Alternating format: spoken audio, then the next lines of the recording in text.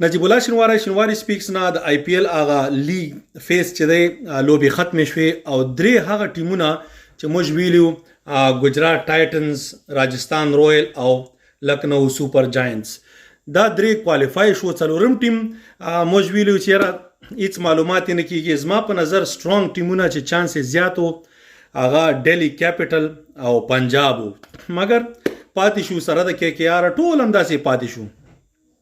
خوشحاله په دې یو چې زموږ فضل حق فاروقي صاحب ته موقع ورکړه.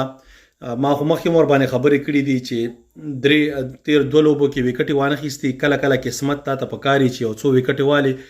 نن هم بالینګ بهترین وکړه. په آی پی ایل کې دغسې زموږ پلیرانو ته ګوره په نور عام انټرنیشنل میچونو کې موقع نه ورځي چې دی جاني بیټس ته بالینګ وکړي، دی شیکر دون ته بالینګ وکړي، لیم لیوینګسټون ته بالینګ وکړي. دغسې پلیرانو ته نو نن بیرس را خو بولډ کوي او شیکر دون هم آوټ کوي، لیوینګسټن هم ور باندې شاټونه نشو والو. مطلب اوورال ښه بالینګ یې وکړي او ښه تجربه ورته په لاس ورغله. څلوره وره 22 رنزې 2 وکټې واخیستې. انشاءالله سن رایزر حیدرآباد به موست لایکلی ځان سره وساتي، مګر که وی نه ساتي چېرته بیرته پرېږدي نو نور ټیمونه هم غواړي چې ویخلي. د سره یو بل فاست بالر چې زموږ کرکټ بورډ یې کړی دی وفادار مومند صاحب دی. ګوره وفادار مومند شروع راسي او ټیسټ ټیم کړی او یو څو لوبې هم کړي دي. ښه بالر دی، د ایکشن د ټول د هایټ سپیډ هم تقریبا هغه وخت کې 145 146 باندې یو بال ما کتلی. مطلب پلیر دی، ښه بالر دی. د فضل حق فاروقي سره ښه جوړه ده. کرکټ لږ زخمی و کله مخکې وخت کې کرکټ بورډ باید دنه حمید حسن جوړ نه کړي. حمید حسن د خپل وخت ټاپ بالر و، مګر علاج یې سی ونه شو، خراب شو. تر اوسه پورې مونږ پرېږدي نه.